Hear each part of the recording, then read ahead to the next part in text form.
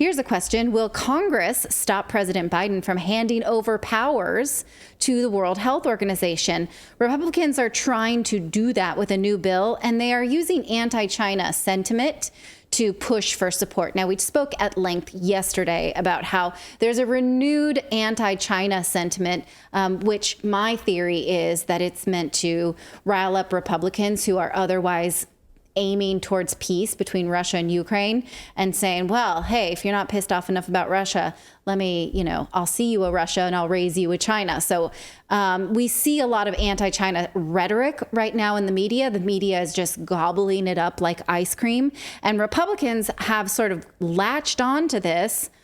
It's like they're just like played like a fiddle. They are. It is amazing. I was having a conversation with somebody I won't name nameless today, but it's like, I can't believe these Republicans are falling for this China stuff. Yeah. It's amazing to watch, it's like dog and bone. Here you go. Yeah. So, whereas Republicans were starting to be grumbling about the cost of war of human lives, the cost in dollars, and starting to say, hey, we want to see some peace talks. We don't want to continue to open our wallet for Ukraine.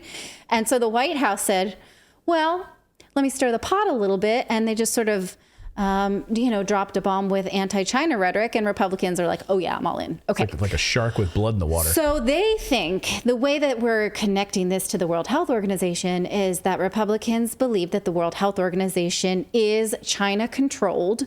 And so because of this treaty that we spoke about at length last week, that the Biden administration does support handing over power to the World Health Organization for all future pandemics, but it would give them the power to declare and prepare for future pandemics, which means their power inside sovereign nations will be pretty open-ended because you always have to prepare for the next pandemic, right? You can always have one coming. We've heard them warn about 4 this year already.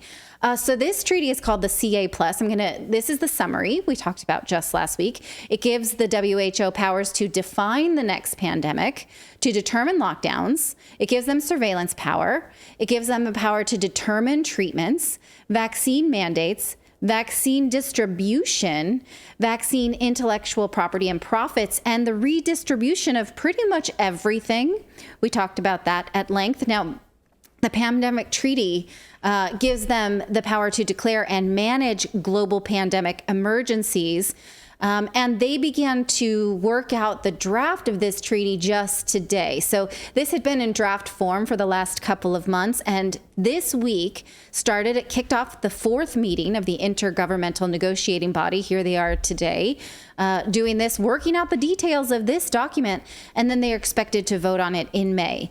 Now, recall the draft bit that we went over last week still had placeholders for them to define their powers and even define the things that would give them powers, such as, I underlined the things that I thought were concerning here, like pathogens with pandemic potential. Like how do they define that? They're not sure yet. The ellipsis here is theirs. Like literally, they're like, let's work this out. We're not sure what these things mean yet. One Health surveillance, infodemic, interpandemic. They don't even know what recovery means. Like they don't know how to define when a pandemic is done, which is problematic. So they don't know what it is. They don't know the beginning, end, or middle is basically what this tells me. And so they're going to figure that out this week. Right. I have a serious problem with coming up with the made up term prior to defining it. It should work the other way around. Yeah. Like we have a problem, we know what it is, let's come up with a word for it. They're like, let's create a word, now then we'll figure out what it means. Right. Well, like Control WQ in our chat on YouTube says, like I said last night, quote, the next pandemic, we have to plan for it. What, like they planned for this one? Like they didn't plan at all for this one. It was a total disaster. Good point. Again, the word infodemic is the thing that really gives me the most stomachache here, because they are able to define a pandemic. This is from just previous to that. They say the pandemic means the global spread of a pathogen or a variant that infects human populations with limited or no immunity through sustained and high transmissibility from person to person, overwhelming health systems with severe morbidity and high mortality. Okay, so these are the things we saw. Like, at first it wasn't so much that COVID was fatal, is that it was overrunning hospitals. So they left room for that, right? So they know what a pandemic is. They don't know how they can apply that to an infodemic, meaning that if there's any possibility for us to be guilty of wrongthink, then they can say, oh, that may lead to severe morbidity and high mortality or what have you. Like the idea that thoughts and ideas and speech are linking to human mortality, and so that they can control speech. Another thing we discussed was this idea of social listening campaigns. I have another word for this. Here's what they say. They want to strengthen pandemic and public health literacy, and they will do this by conducting regular social listening and analysis, which says to me, it's giving them the power of surveillance. Yes. They say they want to do this so that they could make you a better science and health consumer, make you smarter in those fields. Okay. And then finally, the power to change market economies is another thing that gives me a heartache, that they say that they can identify these risks, and including but not limited to climate change, land use change, wildlife trade, desertification, and antimicrobial resistance, meaning they can say, well, because the way you're using your land to farm for food, it's creating climate change, so I need to take your land, that kind of thing, which can and has been done. We've heard from people in New Zealand who say that their government is doing that to them now. Well, there's people in the modern chat. Times. There was somebody in the chat says, nope, I'm not going to do that. I don't care what they say. I don't care what papers they sign. Well, the thing is, they come to take your land through eminent domain. This is exactly what they've been doing, basically. Yeah. So they're doing this in New Zealand. They're doing this in the Netherlands. And they can absolutely do this. We're going to see people rising up with arms and saying, you're not coming on my land. You want to try to come on my land? Yeah. Gives It's me going to be the pause. railroad all over again. Yeah, you're going to see the sale of guns again, taking off. It wouldn't surprise me to see, though, that if they used this to do like what they kind of tried to do and were able to convince tech companies to go along with, but is actually go in and censor the information that the government doesn't want. If they can get like an actual bill through that gives that power, where they can actually compel like YouTube, Twitter, and Facebook to take things down, not just ask and hope they comply, but Yes. to compel them to do so, then that gives them like that's what I'm hearing when I see this, like, they're interested in what we know. That to me, what I hear is like, and we want to control it. Yeah. Yeah. Yeah. And again, we saw this with YouTube already. We don't even have this law signed, and already YouTube's terms of service are literally directed by the WHO. Yeah. You just go to terms of service right now on YouTube and read it, and it all is How many times do they mention WHO, World Health Organization, in their terms of service? Yes, absolutely. Repeatedly. Well, let me tell you what U.S. lawmakers are doing about this, and maybe you can share with me what your local leaders, if you're not an American citizen, what are the leaders in your country doing, if anything, about it? If you're an African leaders seem to be standing up to this, but most Western countries are not. U.S. lawmakers are using the anti-China sentiment to oppose this. I say you don't need that foreign element to garner support from this, but that's what they say. Here is the title page of the bill. It's called the No W.H.O. Pandemic Preparedness Treaty Without Senate Approval Act. It would require a supermajority vote in the Senate before the president can hand over this power to the WHO. Now, one of the bill sponsors, Senator Marsha Blackburn from Tennessee, said this about it. She says the World Health Organization is a puppet for the Chinese Communist Party. Their mismanagement of the COVID-19 pandemic made it abundantly clear they should never have a say over America's response to any crisis.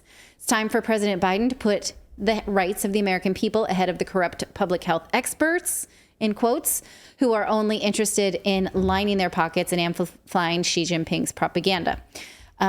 Agree, the World Health Organization doesn't have a good grade on the previous pandemic, so why should they get full power on the next one? Senator Johnson made a less China-based statement, but more to the point, I think we all agree, and that the WHO, again, didn't do so great on the last one. He said here the WHO, along with federal health agencies, failed miserably in their response to COVID-19. The failure should not be rewarded with new international treaty that would increase WHO's power at the expense of American sovereignty. Yes, absolutely agree. Nothing in there I disagree with, except to say don't get yourself too excited about this, because Senator Johnson introduced a bill just like this last year. And what happened to it? Well, it was sent to the Committee on Foreign Relations, where it has languished ever since. So will this one do any better? Well, it might, now that you know about it, and you can call your senator and ask them to support it. And we will continue to follow up on the rewrite of this draft as the WHO meeting wraps up this Friday. It's amazing to me, if you're a member of Congress, right? You're one of 50, you're one of 100 senators, right? And you're 50 from your party, basically, 50-50 split Senate. And you're sitting there in the Senate thinking, I'm one of 100 people that really get to drive policy and really take care of my country. And here I am, I'm going to cede control to a group of unelected globalists who aren't billionaires. Bill Gates, by the way, as we should point out, the World Health Organization is funded almost entirely, in large part and entirely, by the Bill Gates and Melinda Gates Foundation. So why do you cede control? Unless there's something more nefarious going on where there's money, donations, pay for play, something. How are you, as U.S. Senator, that just cedes control to a foreign body and just gives up power? Like, here you go, United States Constitution be damned. We're just turning this over to the WHO. I don't know, but it's not over yet. And I read the comments on the segment we did on this last week when we broke down this treaty. And people are fired up about it, and they don't like it, and they're pissed. And I see the comments on Twitter where this is shared, and we still have a say while you still have an elected representative. So at this point, when people say, what can we do to stop this? Well, right now, there's a bill to support. That's the bare minimum that we can do. Yeah, the bare minimum, at least, that we can do is protest and get on the phone, send an email to your elected representative and tell them absolutely not, do not cede power to the World Health Organization from the United States. Yeah. So that's one thing that we can do. Thank you so much for watching this segment here at Redacted. We are live every day at 4 p.m. Eastern Time, trying to share the stories that the mainstream media will not cover. You should also come over and join our community of Redacted Rebels over at redacted.inc. That's our private locals community where we can share exclusive content that we simply cannot share here on YouTube. Come over and join the rebellion together right now by going to redacted.inc. We'll see you next time.